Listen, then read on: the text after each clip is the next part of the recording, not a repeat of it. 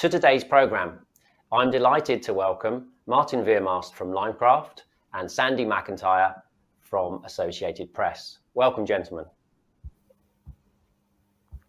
Sandy, I'm going to come to you first with the first question, really just to set the scene for us in terms of why AI and Associated Press are here today, really, and what's been the driver behind you playing around with AI? Well, I think our starting point was, can AI help us solve the amount of time that we're spending on very manual tasks, which of themselves are important, but are not part of the creative storytelling journalistic process. And really what we were trying to do, if you like, is sort of remove what we might call the grunt work from the workflow, the really manual stuff. And that took us towards AI, because one of the things that all news companies, certainly in the digital video space and in the broadcast space, spend an inordinate amount of time doing is transcription of interviews and shot lists in terms of depicting frame by frame what they filmed and what's going into an edit. Both of those things, given where AI is more generally, felt like things we could get our teeth into, and if we could combine those two things, we thought we could save literally tens of thousands of hours of manual time. So staying with you, Sandy, what's the driver for this in terms of volume of content and volume of material to deal with? I mean, is that increasing? Is that what's behind this? Certainly, it's partly what's behind it. I mean, exponentially, just if I give you the example of Associated Press, which, as most folks tuning into this will know, is the world's largest and indeed oldest international news agency. I mean, to put that in context, we transmit to hundreds of broadcasters and digital publishers around the world about 20,000 hours of live content, about 100 to 150,000 edited items every year. That's literally, hundreds of thousands of minutes of content that have to be manually transcribed and shortlisted. So the scale is vast, and therefore the time saving could be huge. But where we were also coming at this from was, if we can solve a problem for ourselves, we can also solve a problem for everybody who is a subscriber and customer of the AP, which in turn are indeed 700 broadcasters and probably twice that number of digital publishers. So solve it for us, solve it for the whole industry. Yeah, and that's great and very holistic. And I guess, if we maybe press you further on the human element, I guess if you can get the basic things done in an automated way, that gives time back to your people to be more creative and add more value to the business. Is that right? Yeah, absolutely. I mean, look, again, if you go back to how video was even back in the days of film, you had a couple of hours between the time you shot something and the time something aired, and how you spent those 2 hours actually was very different in the world of film. You're waiting for the film to process. When we got to tape, there was the editing process, yes, but there was running away someplace across town to the feed point to feed the video. This is just another big polar change of how you spend that time. But crucially this time, what it will do is, as you say, it will allow the creative process, and think about this in an era of fake news. Fact checking, getting it right, was never more important. So if you think about most news organizations, they're about being first with the news and they're about being right and accurate. This allows both speed and accuracy to come to the fore. And of course, as you say, more creativity in the editing process. Okay, super.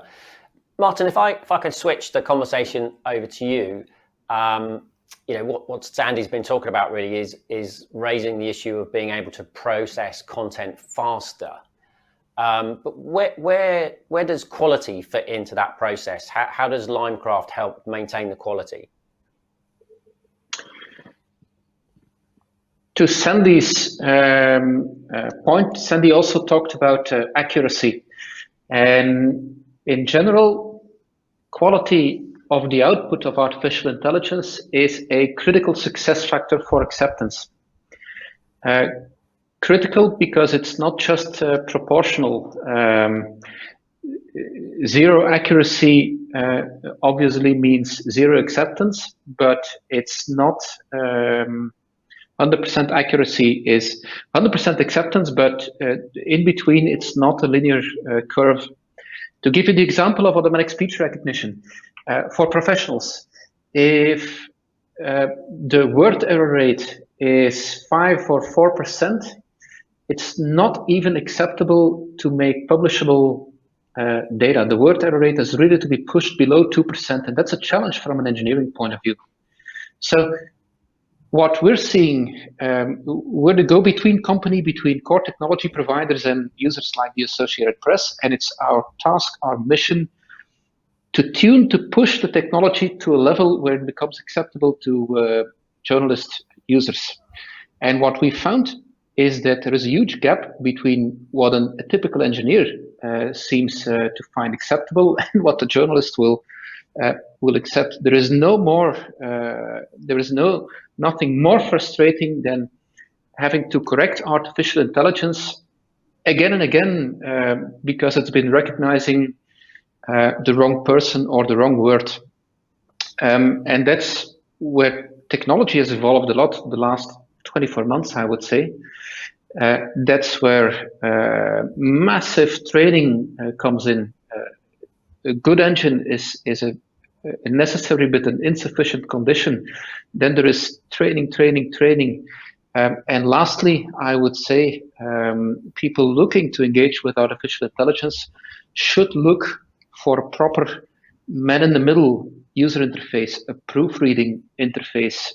You have to accept that artificial intelligence will make mistakes from time to time, and that it needs correction and quality control, and that needs to go as smooth as possible in the overall process. And with those three conditions, a good engine, proper training, and a good user interface, you increase your chances of having an acceptable solution. I understand that. So Sandy, it kind of coming back to you, it kind of begs a question of how does that work in the real world? Do you just roll out the software and everyone loves it from the beginning? Is there a resistance to this and maybe the change in work process? How did you introduce it and how did you win over the users? I think we've got to be very honest and say at the start of this process, at the start of all new technology processes, there is an element of fear. Fear that people might lose their jobs, fear of change, fear that I won't get the new ways. So I think what we had to do was be very open and honest with people about what we were trying to achieve. And what we were trying to achieve was to liberate quality time back to the folks who had to do this work, but also recognize that because real-time video is now such a big part of the news ecosystem and a growing part of it, that wasn't going away. And therefore, liberating that time was doubly important because the volume had gone up, the speed at which we were judged in terms of success was live, real-time, and therefore we had to make these changes. So we effectively put together really a kind of coalition of the willing. And within that, we deliberately also asked people who were naysayers and doubters to come to the table because their input was super important. And we knew that over time, they'd probably be some of our biggest and most evangelical supporters if we could get this right. But crucially as well, it had to be people who were doing this work so that they could know the difference between how it was before and how it was in the future.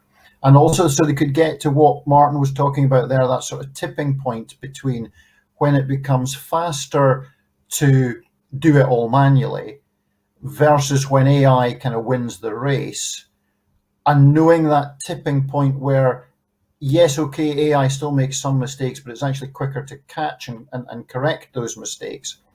So what you have ended up with is a kind of shift to what I describe AI at in terms of its gestation today is it's the best assistant producer, it's the best intern you ever had right now.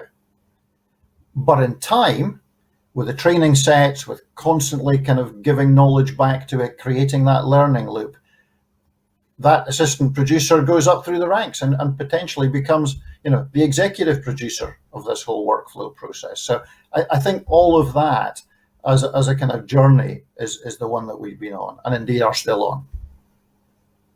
Sure. And if I could stick with you, Sandy, just to ask you, I guess, another question. Is this, when you deploy AI, is this something you do gradually? Or is this something you just roll out and I guess dive in at the deep end? How did you do that? Well, two things really. I mean, I think we've learned from our mistakes along the way. The first thing is that we quite quickly realized that a boil the ocean approach of throwing all our content into the AI pot and trying to get AI to recognize it just wasn't sustainable. I mean, the technology is not that smart yet, frankly.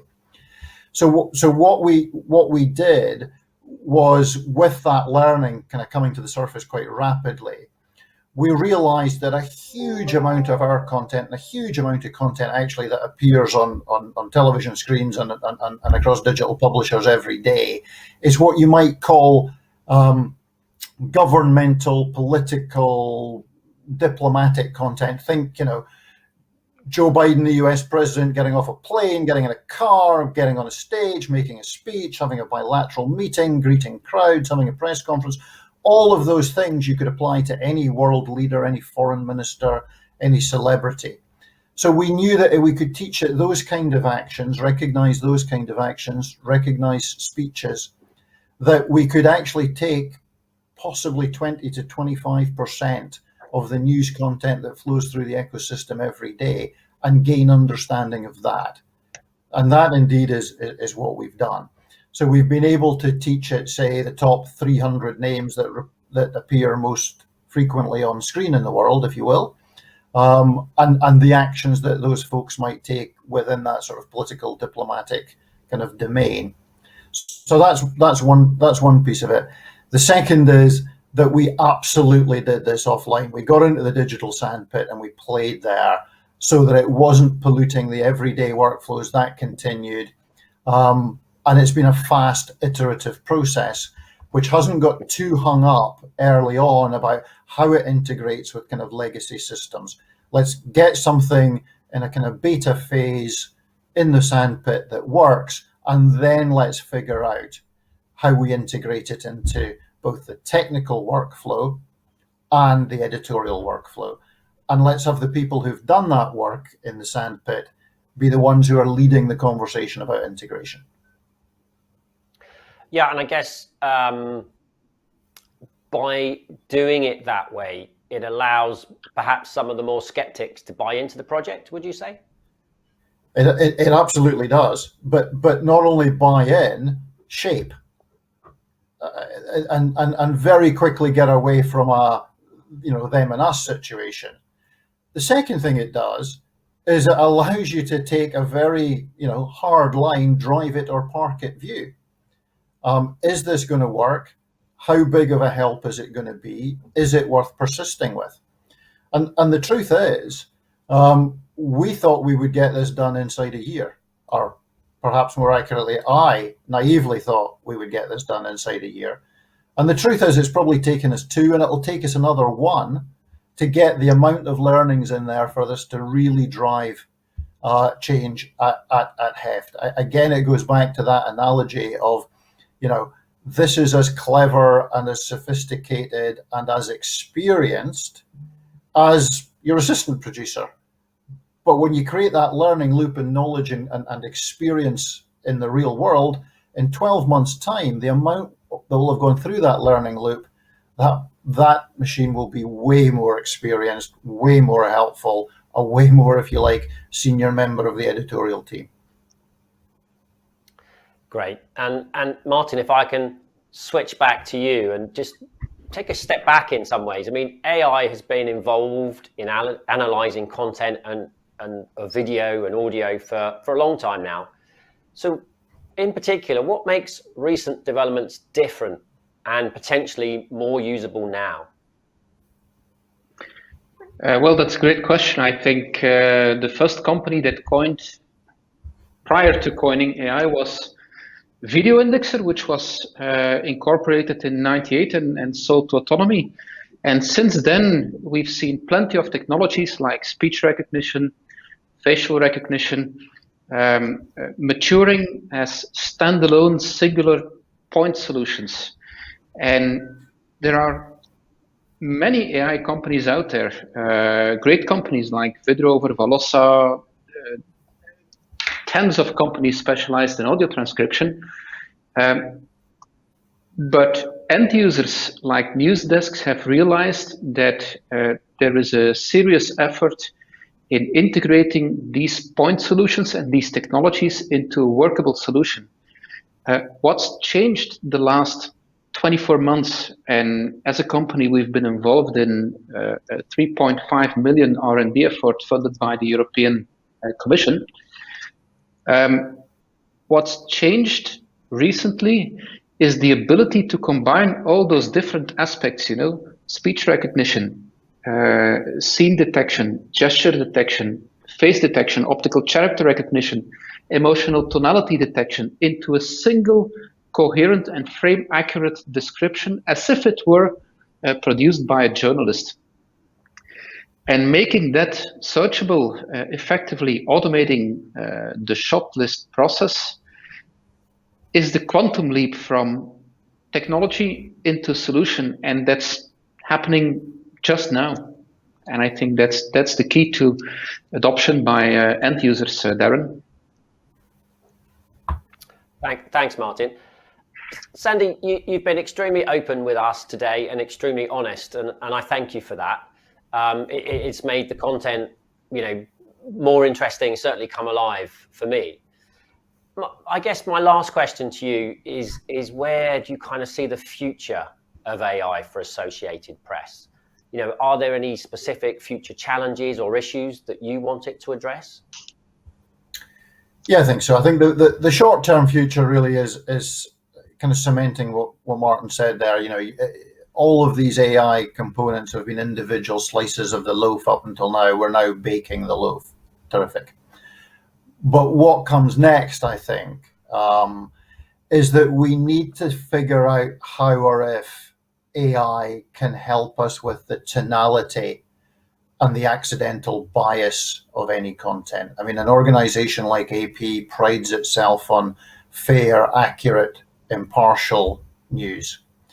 And therefore, to measure our impartiality, to measure that fairness, to ensure that our reporting both reflects fairness and reflects the world in which we live in terms of the people we choose to interview, whether that is gender, ethnicity, whatever it is that you're trying to measure.